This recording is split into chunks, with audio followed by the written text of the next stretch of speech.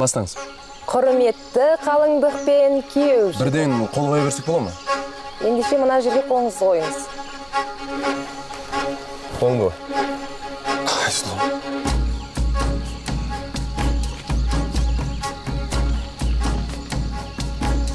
Тезірек қолыңды қой. Полиция! Есташ! Қолыңды қой, Айсұлу. Біткен жерің осы әрсі. Айсұлу, сандарды ойла. Қолыңды қой тезірек. Полиция! Қозғалмаңдар! Аға лейтенант Бегімхан. Не болып жатыр мына жерде?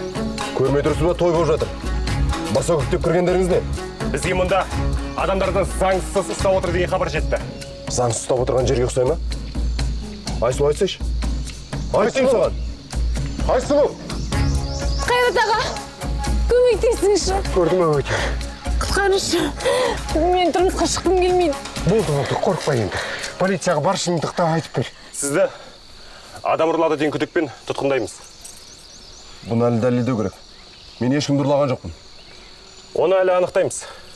Алып кетіңдер. Көресіңдер әлі. Бізге мұнда ұрланған бала жайлы анықтамасы екен. Ол қайда? Санжар қайда? Санжар? Тоқта деймін. Тоқта, бер баланы. Бермеймін, сендердің дәурендерің бітті. Бер баланы. Кет былай.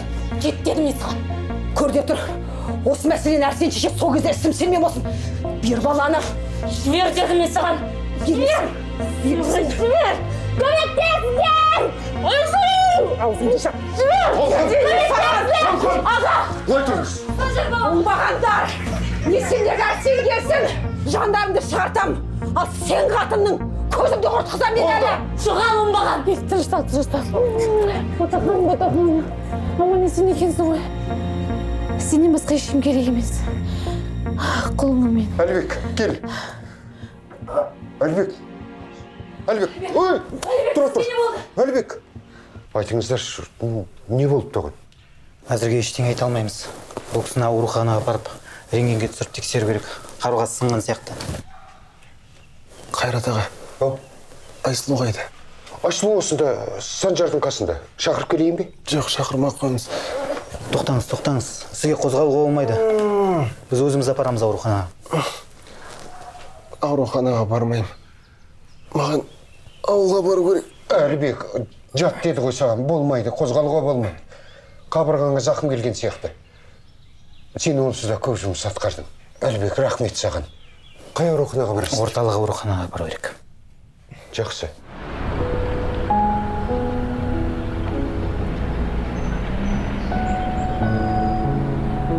Барлық қиыншылықтар артта қалды. Өзегіңде болған қандай тамаша, е? Жаным, ойна. Айсұлу, сені аман есен көрудің өзі қандай бақыт. Егер білсең ғой, Анар жеңешең екеуміз сен ойлап күндіз-түні. Ұйқыдан да, күлкіден де қалдық қой. Айтпақшы, сен неге бізге хабар бермедің? Сәл өз-өзіме келіп алайын. Кейін барлығын түсіндірем. Ол өте ұзақ әңгіме. Жақсы, әрине. Дегенің болсын. Айтпақшы, Әлбектің жағдайы қалай? Оны уайымдама. Дәрігерлер ауруханаға алып кетті. Бәрі жақсы болады деді. Онымен өзім айналысам. Әлбекпен сөйлесуім керек еді. Оған уақыт болмай тұр ғой. Біздің уақытымыз тығыз қазір. Сен тезірек жинал. Біз қазір полицияға баруымыз керек. Полицияға не үшін? Арсен қамауда жатыр ғой. Қамауда, бірақ сотталған жоқ қой. Әлі тергеу жүргізіледі. Ол үшін сен болған жайды баяндап арыз жазуың керек. Қайрат аға, ешқандай да тергеу болмайды. Сонда қалай? Сен оның түрмеде отырғанын қаламайсың ба?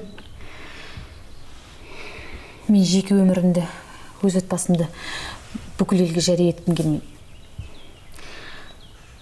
Қайта қазбалаудың да қажеті жоқ сияқты. Осының бәрін бір қорқынышты түс көргенде ұмыта салғаным жөн. Олай болмайды, Айсұлу. Сен қайткенде де арыз жазуың керек. Арыз жазбаймын. Арсен мен полициялар не істесе де өздері біледі. Тек Санжар екеумізге тыныштық берсе болды. Қызым-ау, қалай есейіп кеткенсің сен. Бірақ мені тыңда. Мен сенің қорғаушың ретінде барлығы заң жүзінде болғанын қалаймын.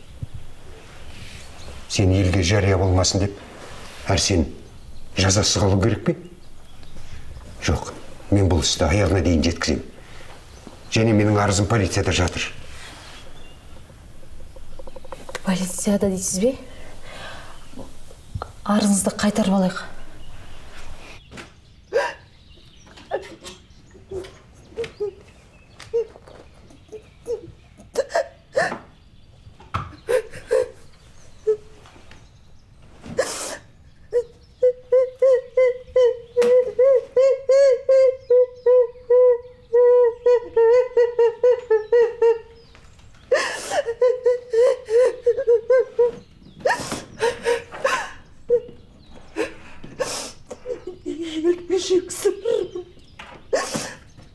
Сенің заттарыңды жинастыруға көмектесуге келдім. Сен көмек керек емес. Осыдан Арсен келсін, бәріңнің жаныңды шығартырам. Сенің Арсенің сотталып келгенше өз үйіңе бар. Ал бұл үй Айсұлудікі. Сен мен бір үйде тұрамын деп жатқан менде жоқ, кете өз үйіме. Тоқта. Мынау не, а? Бұл Ләззат апайдың заттары емес пе? Мынау да. Мынау да сенікі емес. Мынау да. Жоғал. Керек емес сенің бақсақ дүниең маған.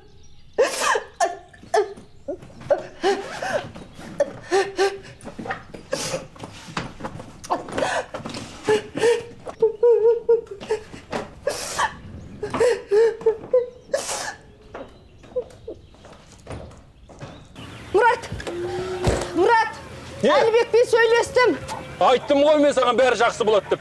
Сен босқа уайымдадың, қой. Босқа емес. Ауруханаға түсіп қапты. Ауруханаға? Не болды? Білмеймін, анығын біле алмадым. Әйтеуір бәрі жақсы уайымдамаңдар дегеннен басқа ештеңе айтпайды. Менің жүрегім бірдеңені сезіп еді. Тыныш бол, енді боздамашы. Шынымен бәрі жақсы шығар. Сен жинал, Әлібекке барайық. Жүр. Иә, бірге барып шығайық қалаға. Ай, тоқта. Не? Мынандай заманда бәрін ашық-шашық тастап кетеміз бе? Ертең біреу тонап кетсе қайтеміз? Иә, сенікі жөн. Сен жинал, мен қазір барып Саматпен сөйлесейін. Мүмкін көлігіме сені қалаға дейін апарып келер. Тез, жинал. Айсұлу Серікбай қызы. Сіз шынымен ағаңыздың арызды қайтарып алғанын қалап отырсыз ба? Иә. Егер сіз арыз жазбасаңыз, қылмыстарына қатысты дәлел болмаған соң, Арсенді маған босатуға тура келеді. Мен сізге қалай түсіндіретінімді білмеймін. Қайрат Жәнібекұлы, сіз заңгерсіз ғой, қарындасыңызбен сөйлесіп көріңіз. Кісі өліміне қатысты дәлелдерді іздеймін дегенше біраз уақыт керек. Оған дейін Арсен қашып кетсен істейміз. Айсұлу, айналайын. Тағы да бір жақсылап ойланышы. Өмір бәрін өз орнына қояды. Кінәлілер міндетті түрде жазасын алады. Бірақ Көріп отырсыз ғой мен. Жарайды, өздеріңіз білесіздер. Онда маған Арсенді босатуға тура келеді. Мына жерге қол жүріңіз.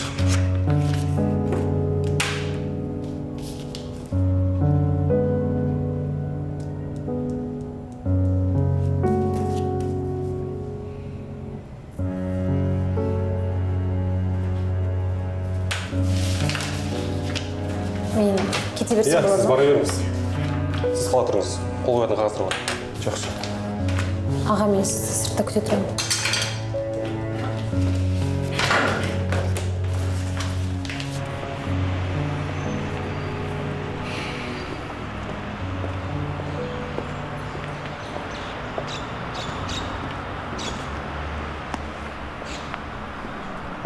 Арызыңды қайтарып аласың ғой жаным. Жоқ әлде қорқайын дедің бе? Арсен, тыныштық берші. Сенің не үшін ар жазбағаныңды білем. Мен сотталсам, сен де қамауға алынатын едің. Жоқ әлде сен адам өлтіргеніңді ұмыттың ба? А? Айсұлу, мен ана пышақты кез келген уақытта пайдалана аламын. Сол кезде көрім сені сайрағаныңды. Біріншіден, мен сенен қорықпаймын. Екіншіден, ол пышақпен істесең де өз еркің. Егер де заңның алдына жауап беру керек болса, мен жауап беремін. Ал сен менің ата-анамның өлімі үшін әлі де жауап бересің. Қаншер. Дәлелің болса жауап берем. Сенің осыншалықты сұмпай екеніңді бұрын қалай байқамағам? Көзіме көрінбеші. Осылай мен сен сияқты байдың баласы болсам басқаша өмір сүретінмін. Иә? Бірақ мен көп нәрсеге өз қаныммен, өз жаныммен жетіп білем. Әкем де барлығына өз еңбегімен жеткен. Бірақ сен сияқты қаншер болып, адам өлтірген жоқ. Осыны ұғып ал. Қателеспесем, сенің әкең өмір бойы еңбек етті. Ал сен еңбегінің қызығын көретін кезде өмірден. Ай, Арсен!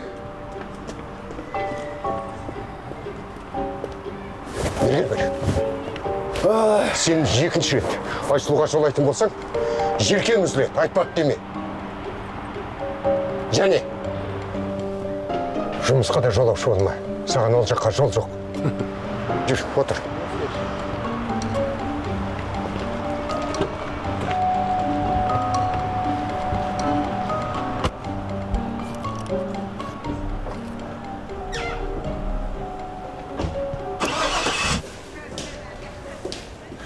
Балама.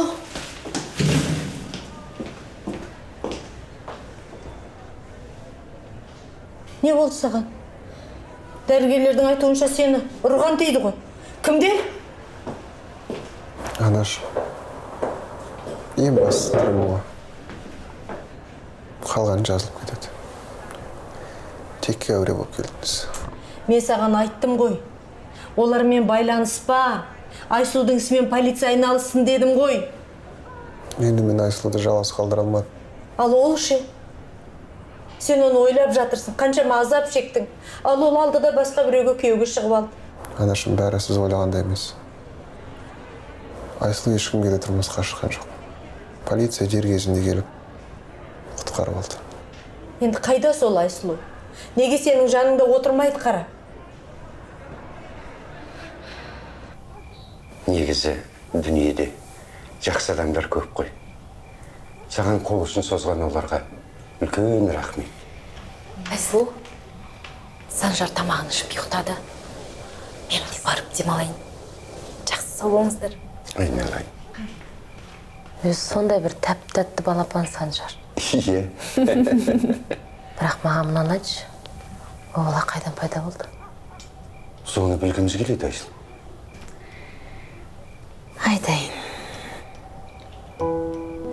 Мен қашып жүрген кезде өзеннің жағасынан тауып алдым. Өзі сүйкімді тәп-тәтті бала. Оны тастап кетуге қимадым. Сонда кімнің баласы болды екен? Баласын тастап кеткен қандай көкек ана ол? Апырай, осындай оқиғалар жиілеп бара ма деп қалдым мен өзі. Иә. Жаңалықтардан көргенде жанымыз түршігеді. Иә. Не үшін, қандай себеппен тастаған мен білмеймін. Бірақ ең бастысы, Санжар енді менің ұлым. Айсұлу, тек бір сұрағым бар. Сен оны заңдастырып алдың ба? Кешір, айналайын, мен мұны заңгер ретінде сұрап отырмын. Иә, ауылда болған кезде құжат жасатып алдым. Ең бастысы, енді Санжарды менен ешқашанда алып кете алмайды. Әрине, қалауың білсін, айналайын. Біз келісеміз. Солай емес пе, Әмір? Бұның дұрыс болған. Бір жетім балаға қамқор болғаның өзгеге үлгі болу керек. Бұныңды біз құптаймыз. Рахмет.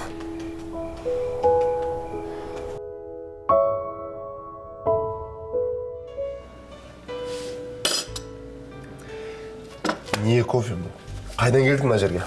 Арсен, сен қазір күй талғайтын жағдайда емессің. Өзің жұмыссызсың. Мен саған ескертіп айтқам. Бұл жүрісің жақсылыққа апармайды деп. Болды, қойшы енді қақса бермей. Мен бірден ойлап табам. Қайреке, бүгін сондай ауыр күн болды ғой. Саған жақсылап тынығып алу керек. Қайдан? Мұнаның бәрін кім қарайды мен? Үлгермей жатыр. Сен өзіңді мүлдем аямайсың. Қазір ең бастысы Айсұлудың амандығы.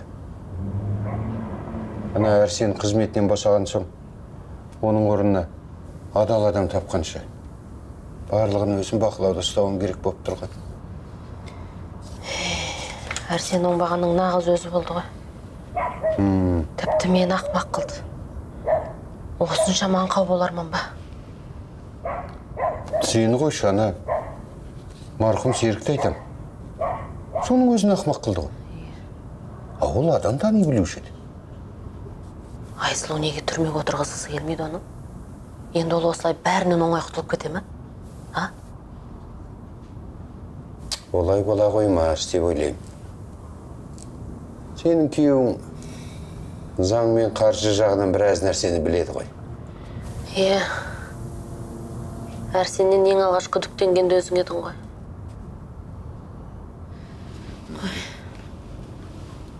Өзің аман бас жаным. Көп отырма. Мен жаттым. Жақсы, жақсы.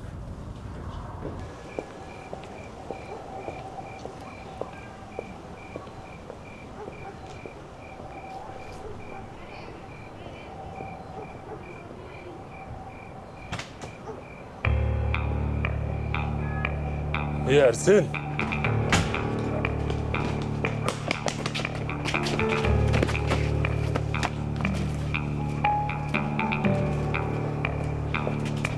Болған шығарсың, қаш. Арсен, ақша қайда?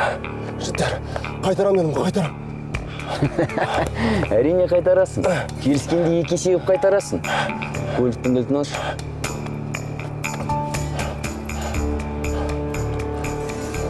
Арсен, ертең ақша болатын болсын. Кеттік.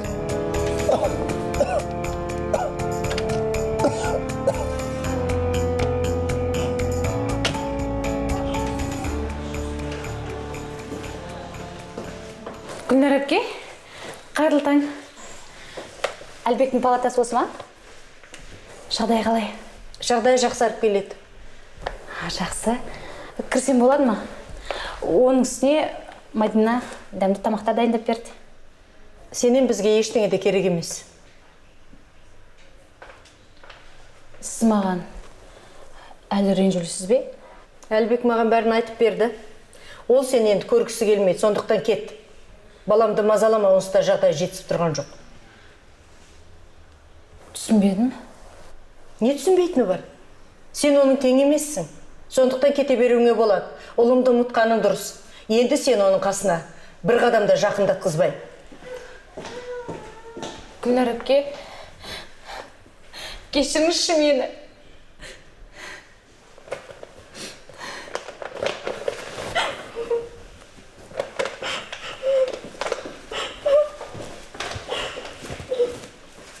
Зүлфия, амансыз ба? Амансыз ба?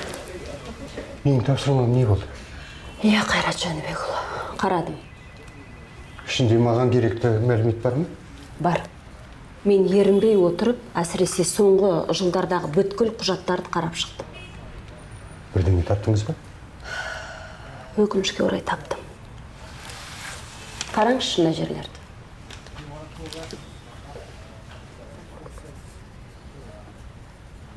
Ал керек болса. Мына құжаттарға қарағанда Ол біздің фирманы тонағалы біраз жыл болыпты ғой. Және қандай шеберлікпен істелген, тіпті мін табу қиын. Ботақан, қошақан, Санжар. Қарашы, әдемі ма? Ұнай ма саған?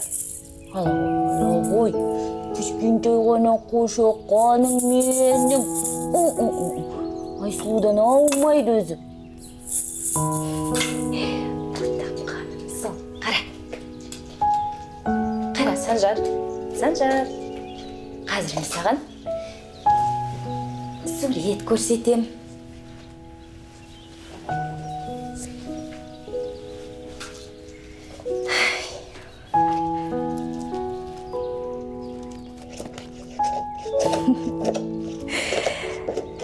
Ай, сұлудың кішкене кезіндегідей аумайды өзі. Туған боласы емес деп кім айтады? Міне көрдің бе? Санжар. Қошақан.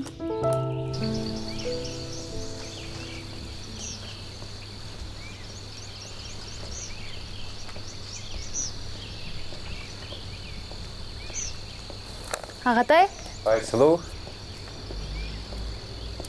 Ләззатты осы гүлдерін баптап, суғарып жүруші еді. Иә, енді бұл баққа өзім қарайтын боламын. Ауылда болған кезде көп нәрсені үйреніп келдім. Оның дұрыс болған екен. Енді сен осы үйдің иесісің. Үйдің ғана емес.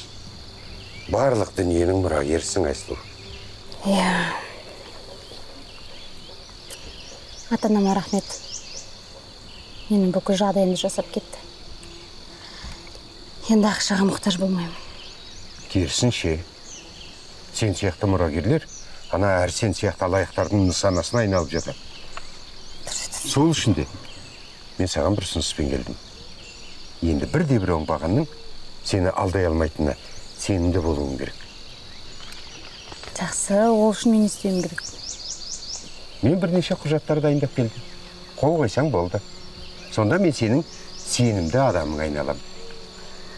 Менің сізден басқа сенетін адамым қалмады, Ағатай.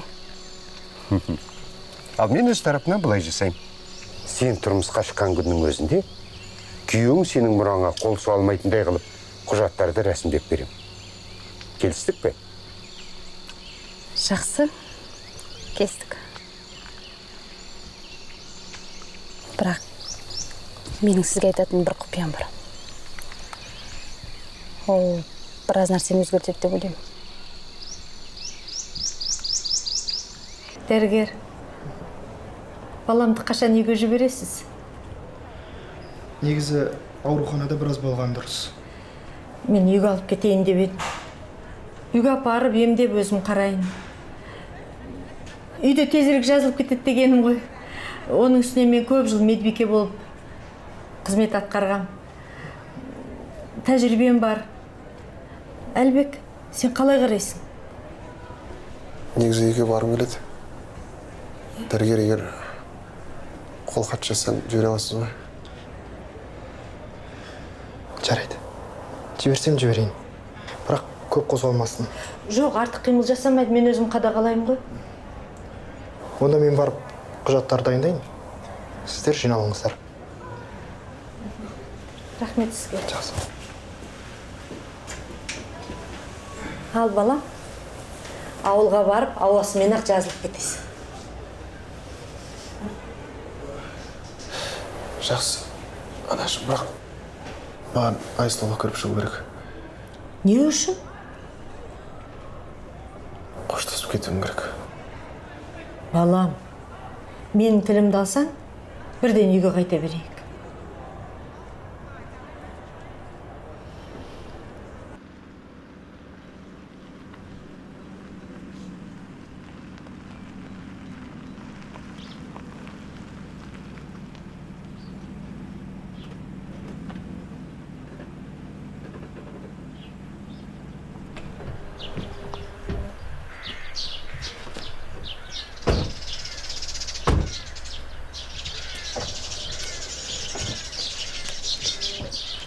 Айсылу, анықтап қараш. Осы үй ма? Осы сияқты. Айттым ғой мен саған келмей-ақ қояйық деп. Мүмкін үйге қайтармыз. Дұрыс айтасыз аға. Не үшін келгенімізді де білмеймін. Айсұлу!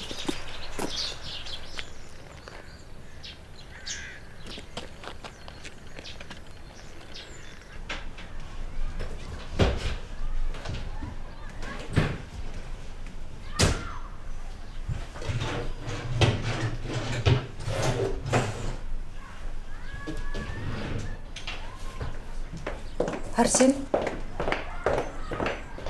не істеп жатсың? Анашым сізге пәтер сатамыз деп айтып едім ғой. Алатын адамдар жаңа ғана хабарласты. Пәтер сатқан несі, тоқташы балам-ау. Мына жалғыз баспанамыз сатсаң екеуміз далада қаңғып қаламыз ғой. Не айтып тұрсың сен? Жарайды. Онда қош болыңыз. Қош болған несі? Қайда барасың? Қайтесіз соны? Олар мені бәрібір өлтіреді. Кім? Өлтірген несі, қалай? Анашым, сіз неге түсінбейсіз? Қарызымды қайтармасам, олар мені өлтіреді.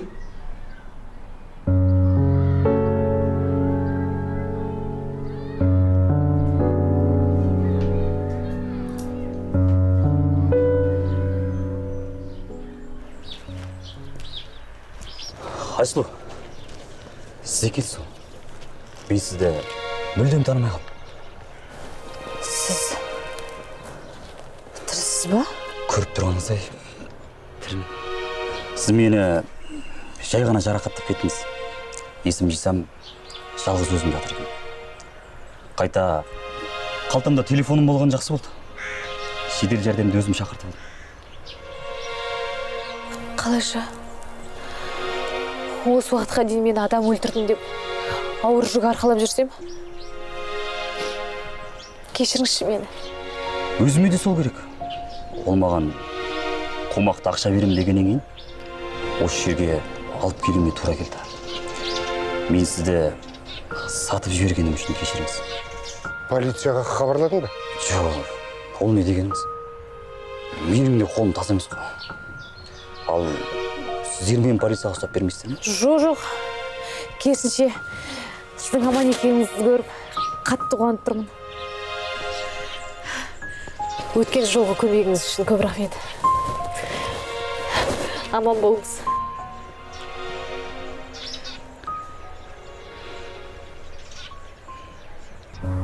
Сормаңдаймын. Мен саған сеніп артып едім. Мен ешбір сенімді ақтамадың-ау құлыным. Анашым, онсыз да басым қатты. Егер пәтерді сатқызбасаңыз, онда ұлыңызды жерлеуге дайын болыңыз.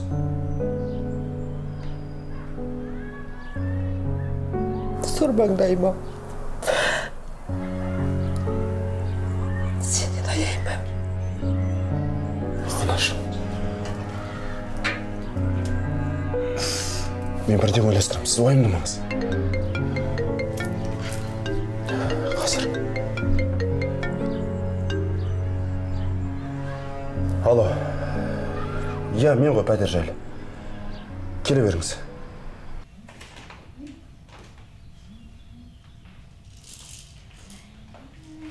Ботақаным сол.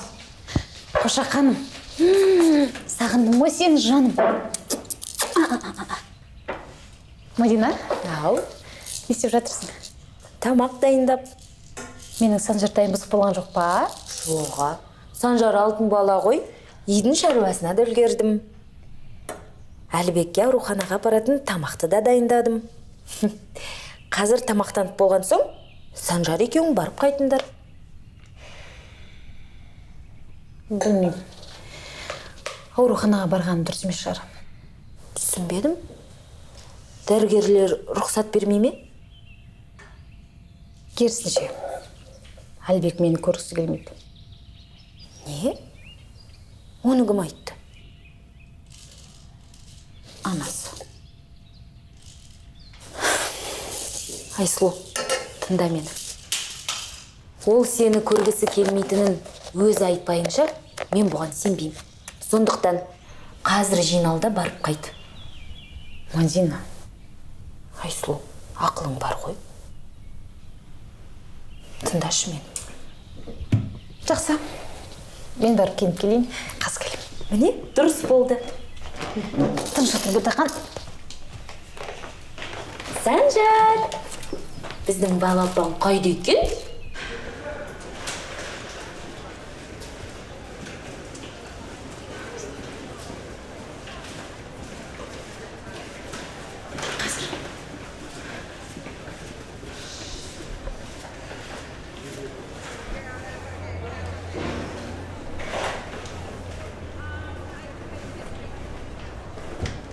Кімге келдіңіз? Кіруге болатын уақыт аяқталды. Кешіріңіз. Мен палатаны шатастырған сияқтымын. Елтаев Әлбекке келдім. Оны таңертең үйіне жіберген, анасы ауылға алып кетті. Қалайша? Маған ештеңе айтқан жоқ? Неге жылап тұрсыз? Қуанбайсыз ба? Ол сауығып шықты. Жас емес пе? Әлі-ақ жүгіріп кетеді. Әлібек, сенің кезегің жүр. Ал кеттік. Сізде қанша біреу? Жарай, сен сөйлесе бер, мен шығып кетейін. Әке, отыра беріңіз. Мен бәрібір сөйлеспеймін. Балам-ау, мұның енді бекер. Сен Айсұлумен ашық сөйлесуің керек. Сені қиналып жүргенін мен білем ғой. Сөйлесетін түгі де жоқ. Мен бәрін өз көзіммен көрдім. Әлібек, не көрдің сен? Айсұлу бар махаббатын Санжарға арнайды. Ал маған оның жүрегінен орын табылмайды ау әке. Балам, Айсұлу жақсы ана.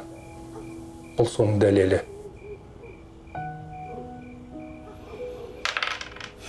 Негізі әке, Айсұлу Санжардың әкесін әлі де жақсы көреді. Ал мені солай сүйе ала ма?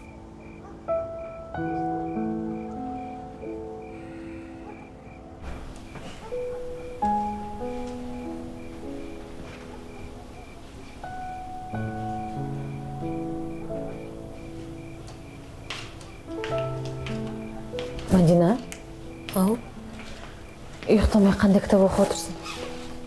Абай жолы. Санжар ұйықтады ма? Иә, жоғарыда ұйықтап жатыр. Айсұлу, Әлібектің жағдайы қалай? Сөйлестіңдер ме? Жоқ. Неге?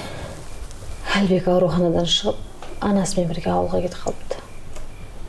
Қалай? Қоштаспай кеткен несі? Мадина, ештеңе де болған жоқ. Мен Әлбек сияқты жігітке лайық емеспін.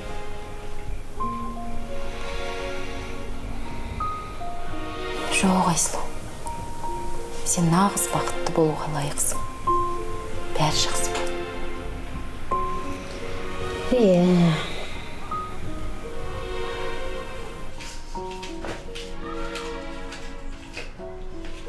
Қартайғанда көрген асап мен тозағым осы мен. Анашым, сіз жылай бергенше тезірек жинаңыз. Бүгін бізге мұнайды босату керек. Осыншама киім-кешекпен қаңғып қайда барамыз? Уайымдамаңыз енді, мен бірден ойластырамын деп айттым ғой сізге.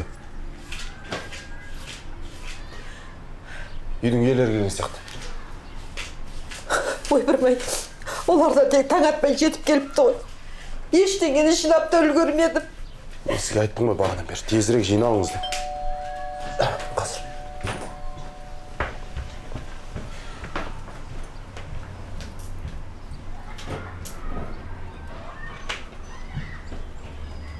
Арсен Кәрімұлы, Тағы не болып қалды? жиналыңыз. Бізбен бірге барасыз. Сізді тұтқындауға рұқсат қағазымыз бар. Тұтқындаған несі? Сендер мен өздерің босаттыңдар ғой. Айсұлу арыз жазған жоқ қой.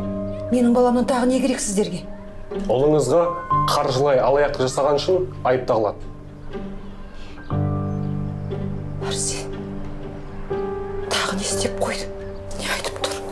Анашым, менің кінәм жоқ. Бұның бәрін жасап отырған Қайрат. Жоқ, менің баламның еш күнәсі жоқ. Алып кетпеңіздер. Анашым,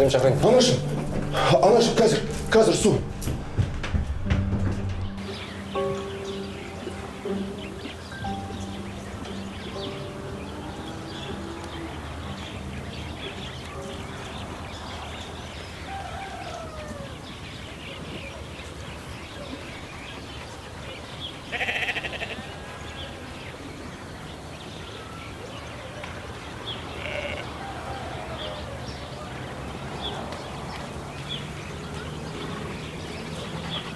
Бала, саған ыңғайлы ма көрпе төсейін ба? Жоқ, Анашым, отырыңыз, шаршаған шығарсыз.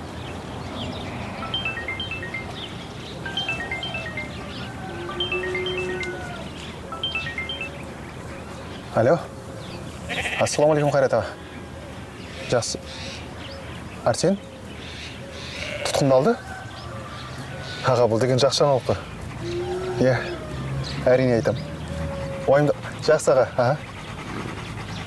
Кім? Айсұлудың ағасы. Соларға не керек сені? Өздері бір сұмдық адамдар екен.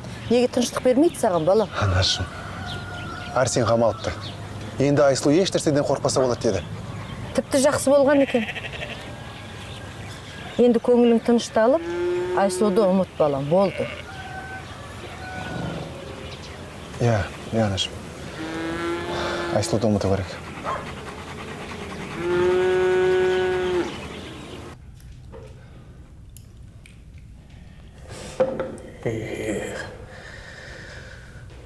Арсен. Осылай аяқталарын біліп едім. Уайымдама. Мен қазір қамадым. Бірақ олар менен оңай құтылмайды. Дәурен, маған сенің көмегің керек. Мүмкін қорғаушы жолдап берермін. Қайда қорғаушы? Маған басқа көмек керек. Бірақ мына бұлығыңа мені араластырма.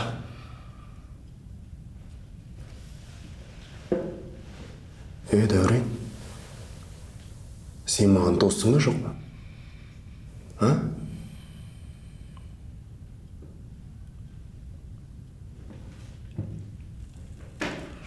Ерланға хабарласын. Менің қайда екенімді айт. Ары қарай не істеу керектігін өзі біледі. Арсен, соңғы көмегім осы болсын.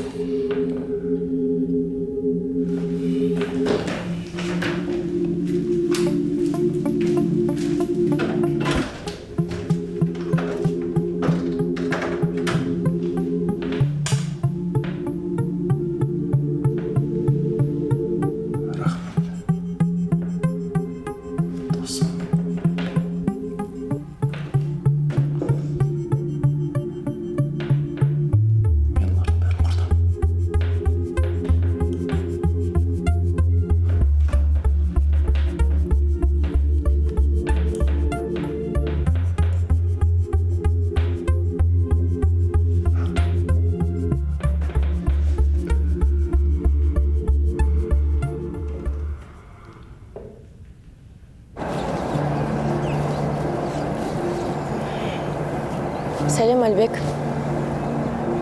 Сәлем. Сөйлесекші. Жаныңа отырсам бола ма? Кел. Отыр.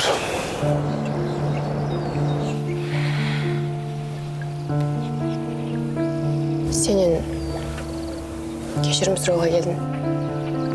Жүрегіңді жаулаймын деп көп қателіктер жасадым.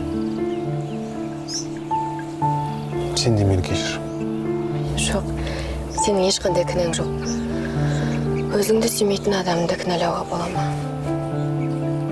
Айсұлу қалай? Егер оған бір нәрсе болғанда, мен өзімді ешқашан кешірмес едім. Сен не қатысың бар? Түсінесің ба? Айсұлуды ауылдан шығарып берген мен едім. Қалайша сен? Түсінесің ба? Мен Айсұлудың ауылдан кеткенін қатты қаладым. бірақ Ерлан оған ешқандай жамандық болмайды деген. Ерлан. Мен Ерлан туралы ұмытып кетпін. Әлбек, қайда кеттің? Әлі сөйлесіп болған жоқпыз ғой.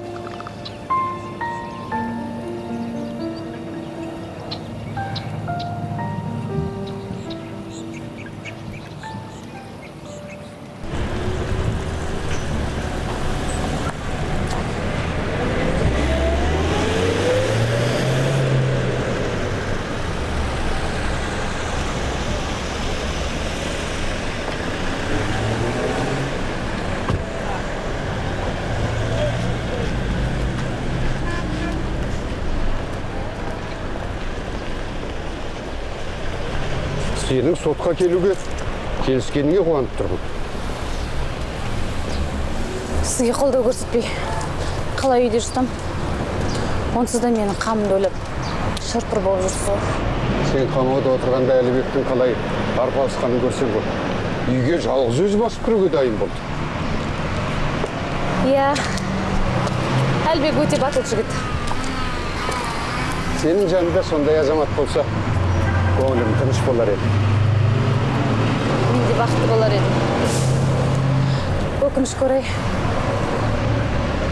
мен кешіктім. Уақыт көрсетеді. Алдымен Арсеннің мәселесін шешіп алайық, ары қарай не боларын көреміз. Айтпақшы, мына ұялы телефонымыздың дауысын өшіріп қояйық. Жақсы. Соттың мазасын алып жүрерміз. Жүре ғой.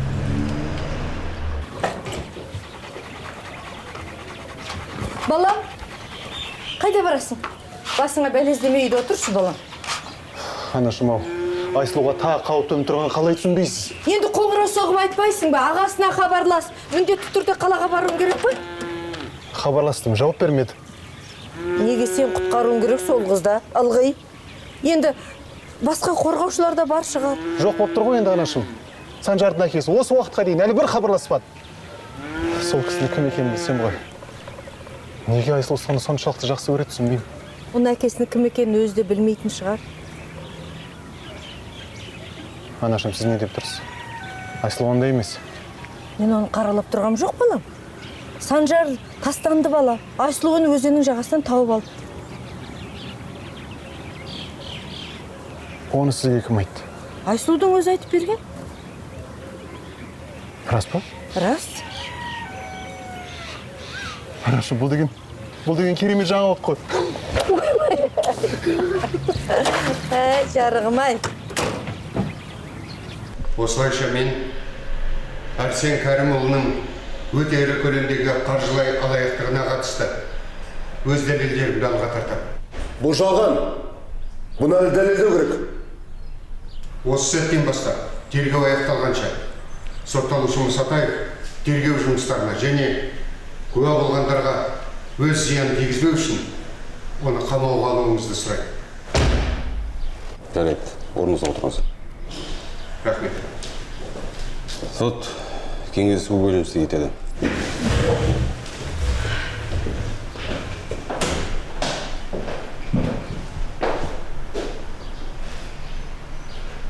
Көресіңдер әлі. Сот үкімі шыққан кезде Арсеннің түрін көрдіңіз ба? Мен айттым ғой, Арсенде енді өте ұзақ уақыт Қарата, Айсұлу. Әлібек? Қалайсыздар? Сен не қылып жүрсің? Қазір сізде сотта отырған кезде Қаратаға сіздің көңіліңіздің астына Ерланның жалғыз затты қойғанын көрдім. Не дейді? Қалай сонда? Уайымдамаңыздар, полицияны шақырдым. Олар оны алып кетті. Жүріңіздер, сыртқа шығайық. Жүріңіздер. Иә, мойындаймын. Бірақ мен тек қана орындаушымын. Бәрін басқарып отқан Арсен Мұсатаев. Дәлелдеп бере аласың ба? Дәлелдеймін. Жұмалиевтерді де өлтіруге тапсырыс берген Арсен. Жүргізушінің әйелін де өлтірткен сол.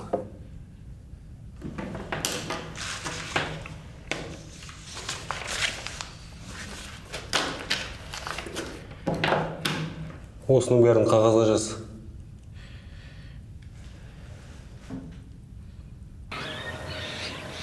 Гүлнар әпке, сен де барлығын түсінген шығарсыз. Ол кезде менің қолымнан ештеңе келмеді. Ал Арсен болса, Санжар мен Әлібекті өлтіремін деп қорқыпты. Сол кезде неге бар шындықты айта салмадың? Маған сенбедің бе? Мен сіздер үшін де қорықтым. Ал әке-шешемді өлтіргендер енді қазір жазасын алуда. Енді барлық жақсы болады деп ойлаймын. Әрине бәрі жақсы болады.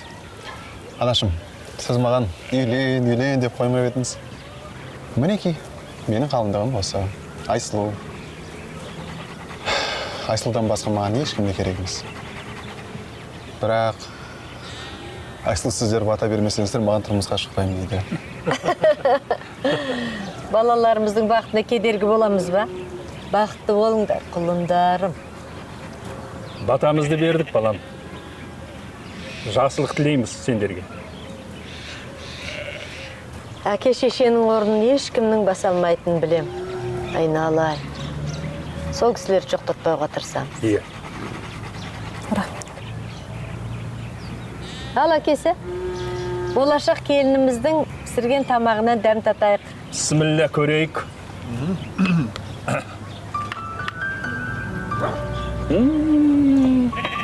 Көп жаса айналайым. Дәмді екен. Ас болсын. Өздеріңді алыңдар, ала қойын. Ала қой, жа. Күштіген. Иә. Содан тойын қашан жасаймыз?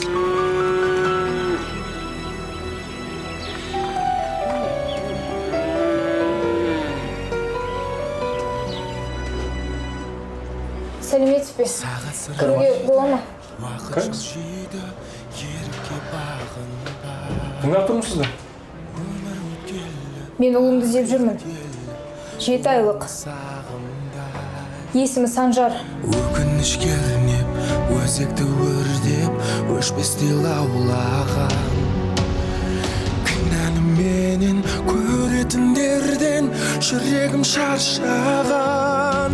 Оңымнан, солымнан перделі пенделер қоршаған. Күмәнсіз, шүбәсіз жүрекке кіріп қорлаған. Адам боп жаралып, харам боп жалғанда